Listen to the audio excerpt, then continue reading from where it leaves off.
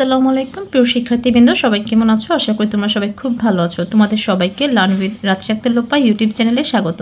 আমি রাত্রি। আজকে তোমাদের মাঝে আমি তৃতীয় শ্রেণীর প্রাথমিক গণিত বইয়ের অধ্যায় 6 মানে ভাগ অধ্যায়ের 76 এবং 77 পৃষ্ঠার যে অনুশীলনের অঙ্কগুলো আছে সেগুলো নিয়ে আলোচনা করব, সেগুলো সহজভাবে সমাধান করব। দেখো, আমাদের প্রথমে 76 পেজে আছে হচ্ছে সঠিক উত্তরের পাশে টিক চিহ্ন দেই। আচ্ছা, 26 ভাগ 5 এর ক্ষেত্রে ভাগশেষ কত হবে? আমরা 26 ভাগ 5 এর ক্ষেত্রে ভাগশেষ কত হবে এটা করতে হলে আগে রাফ করে দেখব, এবং রাফ করে দেখার পর বুঝতে পারবো যে ভাগশেষ কত হবে। তাহলে আমরা ভাগ করব 5 আর 26। আচ্ছা, তাহলে আমরা 5-এর নামটা পড়বো। 5 একে 5, 5 দুগুণে 10, 3 5-এ 15, 4 5-এ 20, 5 5-এ 25, 5 6 30।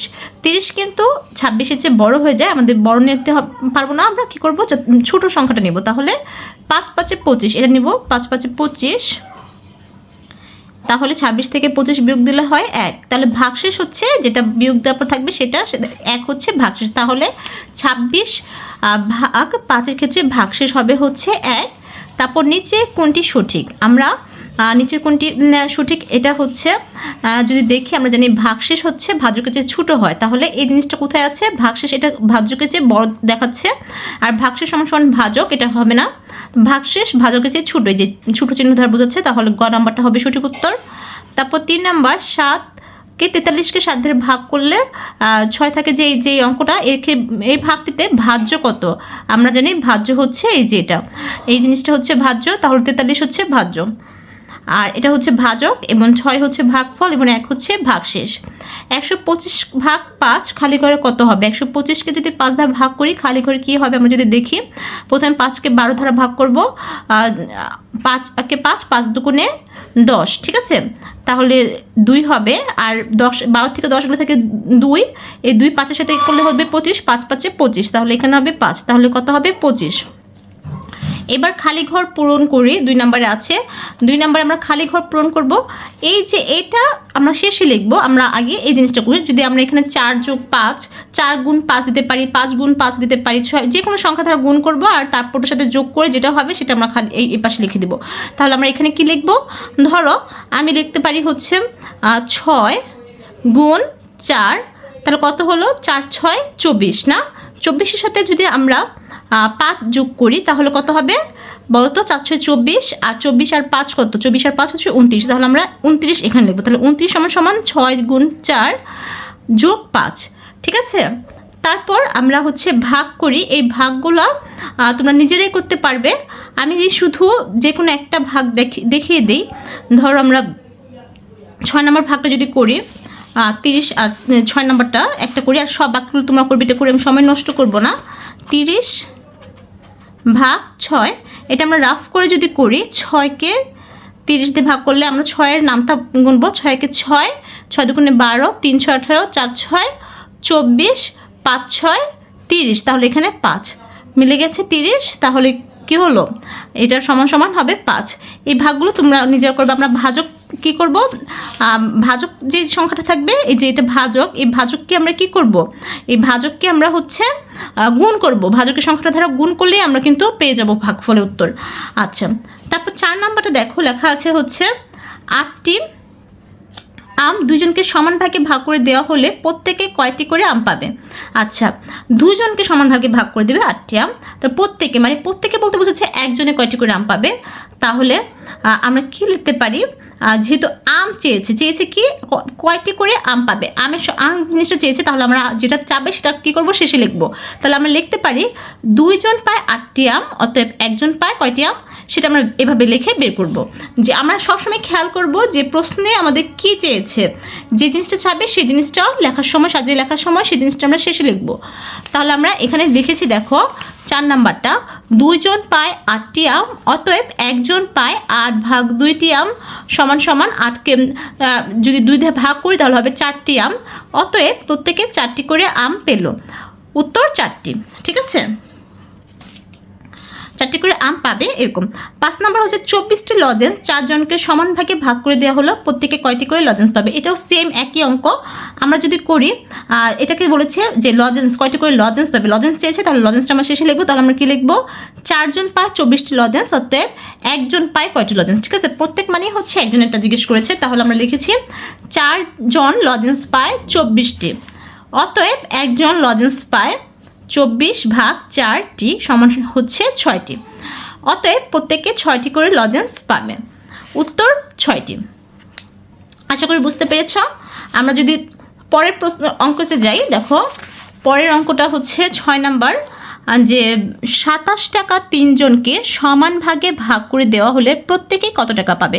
সেটাও সেই একই অঙ্ক, আমাদের চেয়েছে হচ্ছে টাকা কত টাকা পাবে, প্রত্যেকে কত টাকা করে পাবে। তাহলে আমরা এই অঙ্কটা কিভাবে করব, টাকা কতটা আমরা শেষে লিখবো, তাহলে লিখবো 3 জন পায় 27 টাকা, অতএব 1 জন পায় কত টাকা। ঠিক আছে, এভাবে আমরা লিখবো। তাহলে আমরা এটা কিভাবে লিখবো, 3 জন পায় 27 টাকা, অতএব 1 জন পায় 27 ভাগ 3 সমান সমান 9 টাকা, অতএব প্রত্যেকে 9 টাকা করে পাবে। ঠিক আছে, এখানে উত্তর হবে 9 টাকা। উত্তর কত হবে, 9 টাকা।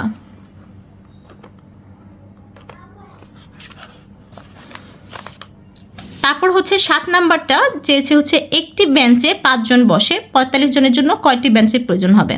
তাহলে আমাদের কি চেয়েছে, বেঞ্চের সংখ্যা জানতে চেয়েছে, তাহলে বেঞ্চ কথাটা আমাদের শেষে লিখতে হবে। ঠিক আছে, তাহলে আমরা কি লিখতে পারি, 5 জনের জন্য বেঞ্চ প্রয়োজন কয়টি বলো তো, 5 জনের ছোটো বেঞ্চ প্রয়োজন একটি, অতএব 45 জনের জন্য বেঞ্চ প্রয়োজন কতটি, আমরা এইভাবে লিখবো। যেটা চাবে সেই কথাটা আমরা শেষে লিখবো। তাহলে আমরা এটা লিখবো হচ্ছে 5 জনের জন্য বেঞ্চ প্রয়োজন একটি, অতএব 45 জনের জন্য বেঞ্চ প্রয়োজন 45 ভাগ 5টি, অতএব সমান সমান 9টি। 45কে 5 দিয়ে ভাগ করলে হয় 9। আমরা সবসময় কী করবো, ভাজক যে আছে সেই ভাজকের দিয়ে নামতা বলবো। অতএব 45 জনের জন্য 9টি বেঞ্চের প্রয়োজন, উত্তর হবে 9টি। তারপর 8 নাম্বার, নাফিদ 40 টাকা দিয়ে কিছু কোয়েল পাখির ডিম কিনলো। যদি একটি ডিমের দাম 5 টাকা হয় তবে নাফিদ কয়টি ডিম কিনেছে। আমাদের চেয়েছে ডিমের সংখ্যাটা, কয়টি ডিম কিনেছে। তাহলে আমরা লিখতে পারি 5 টাকায় কি লিখতে পারি, 5 টাকায় ডিম কেনা যায় একটি, অতএব 40 টাকার ডিম কেনা যায়। এটা লিখলে আমরা পেয়ে যাবো। ঠিক আছে, ডিম চেয়েছে যেহেতু আমরা ডিমটা শেষে লিখবো। তাহলে আমরা কি লিখেছি, 5 টাকায় ডিম কেনা যায় একটি, অতএব 40 টাকায় ডিম কেনা যায় 40 ভাগ 5টি সমান হচ্ছে 8টি, অতএব নাফিস 8টি ডিম কিনেছে, উত্তর 8টি। এরপর হচ্ছে 9 নাম্বার, প্রতি দলে 8 জন করে শিক্ষার্থী নিয়ে দল গঠন করা হলো। যদি 72 জন শিক্ষার্থী থাকে তবে কয়টি দল হবে। আমাদের চেয়েছে হচ্ছে কয়টি দল হবে, দল সংখ্যা চেয়েছে। তাহলে লিখতে হবে, দলটা আমাদের শেষে লিখতে হবে। তাহলে লিখতে হবে 8 জন শিক্ষার্থী নিয়ে দল গঠন হয় কয়টি, প্রতিটি দল বলেছে, তাহলে 8 জন শিক্ষার্থী নিয়ে দল গঠন হয় একটি। ঠিক আছে, অতএব 72 জন শিক্ষার্থী নিয়ে দল গঠন হয় কয়টি, তাহলেই আমরা পেয়ে যাব 8 জন শিক্ষার্থী নিয়ে দল গঠন হয় একটি, অতএব 72 জন শিক্ষার্থী নিয়ে দল গঠন হয় 72 ভাগ 8টি সমান 9টি, অতএব 9টি দল গঠন করা হবে, উত্তর 9টি। এরপর হচ্ছে 10 নাম্বার, সাদিদ 54 পৃষ্ঠার একটি বই পড়ছে। যদি সে একদিনে 6 পৃষ্ঠা পড়ে, এই বই পড়ে শেষ করতে তার কত দিন সময় লাগবে। মানে 54 পৃষ্ঠার বইটা পড়তে তার কত দিন সময় লাগবে। তাহলে আমাদের চেয়েছে হচ্ছে দিন, তাহলে দিন কথাটা আমরা শেষে লিখবো। তাহলে আমরা লিখতে পারি যে সাদিদ 6 পৃষ্ঠা পড়ে একদিনে, সাদিদ 54 পৃষ্ঠা পড়ে কত দিনে, এইভাবে আমরা লিখবো। তাহলে আমরা লিখেছি হচ্ছে সাদিদ 6 পৃষ্ঠা পড়ে একদিনে, অতএব সাদিদ 54 পৃষ্ঠা পড়ে 54 ভাগ 6 দিনে সমান হচ্ছে 9 দিনে, অতএব বইটি শেষ করতে তার 9 দিন সময় লাগবে, উত্তর 9 দিন। আশা করি বুঝতে পেরেছ। তারপর দেখো এটা 11 নম্বরে আছে হচ্ছে একটি প্যাকেটে 8টি বিস্কুট আছে। একজন বালিকা বিস্কুটের 2টি প্যাকেট কিনলো। সে মোট কতগুলো বিস্কুট কিনলো। এখানে কিন্তু আমাদের মোট চেয়েছে, এই অঙ্কটা কিন্তু ভাগের হবে না, এই অঙ্কটা গুণের হবে। তাহলে আমাদের কী লিখতে হবে, মোট চেয়েছে যেহেতু আমরা গুণ করব, তাহলে লিখতে পারি যে একটি প্যাকেটে বিস্কুট আছে, এক প্যাকেটে বিস্কুট আছে কয়টি বলো তো, 8টি। অতএব আমাদের 2 প্যাকেটে কয়টি বিস্কুট আছে, সে মোট কয়টি বিস্কুট কিনলো, 2 প্যাকেট যেহেতু কিনলো 2 প্যাকেটে বিস্কুট হবে 8 গুণন 2। তাহলে আমরা এটা লিখেছি হচ্ছে এক প্যাকেটে বিস্কুট আছে 8টি, অতএব 2 প্যাকেটে বিস্কুট আছে 2 গুণন 8টি সমান হচ্ছে 16টি। অতএব বালিকা মোট 16টি বিস্কুট কিনলো। উত্তর 16টি বিস্কুট কিনলো। ঠিক আছে, তারপর হচ্ছে 12 নম্বর হচ্ছে এখানে ভাগ আছে কিছু, এই ভাগগুলো আমরা করব। আমি সবগুলো ভাগ করব না, কিছু কিছু দেখিয়ে দিব।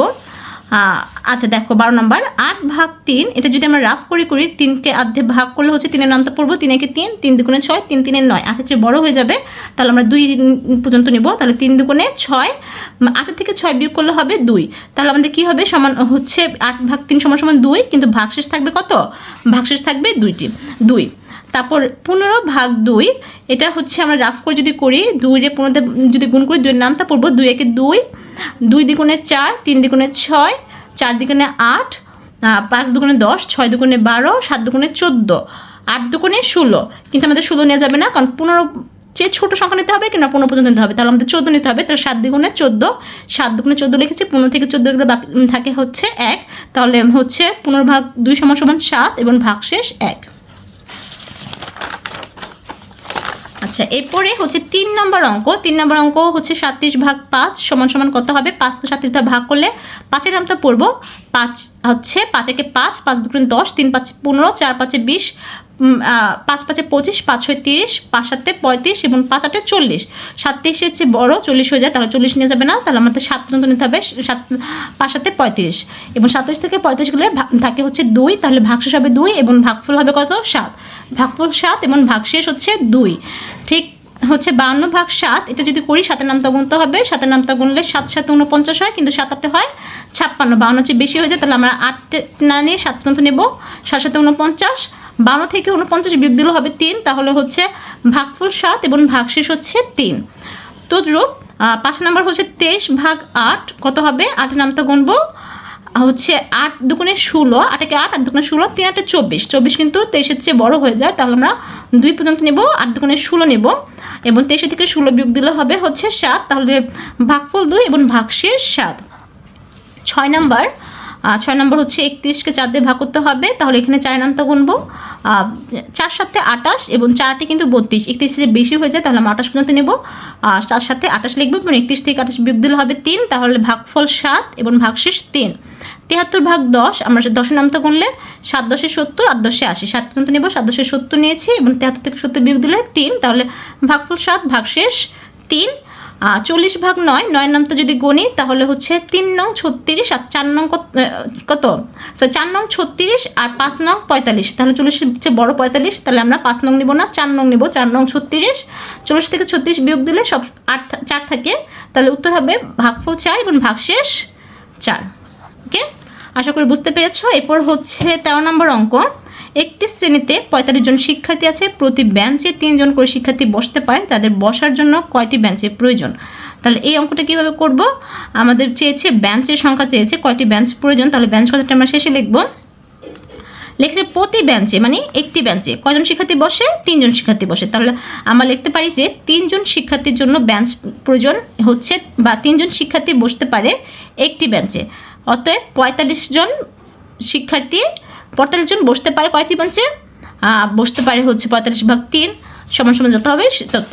তাহলে আমরা লিখেছি হচ্ছে 3 জন বসতে পারে একটি বেঞ্চে, অতএব 45 জন বসতে পারে 45 ভাগ 3 সমান সমান হচ্ছে 45কে 3 দিয়ে ভাগ করলে হচ্ছে, আমরা যদি রাফ করে দেখিয়ে দিব এটা, 3 আর 45কে ভাগ করলে প্রথমে হচ্ছে 3-এর চেয়ে 4 যেহেতু বড়, আমরা এই সংখ্যাটা নিয়ে করব। 3 একে 3, 4 থেকে 3 যদি বিয়োগ দিই তাহলে থাকবে 1 এবং এই 5 আবার বসাবো, তাহলে হয়ে গেলো 15। এবার 3 5 15 মিলে গিয়েছে 0, তাহলে আমাদের 15 হয়েছে উত্তর। তাহলে অতএব তাদের বসার জন্য 15টি বেঞ্চের প্রয়োজন, উত্তর 15টি।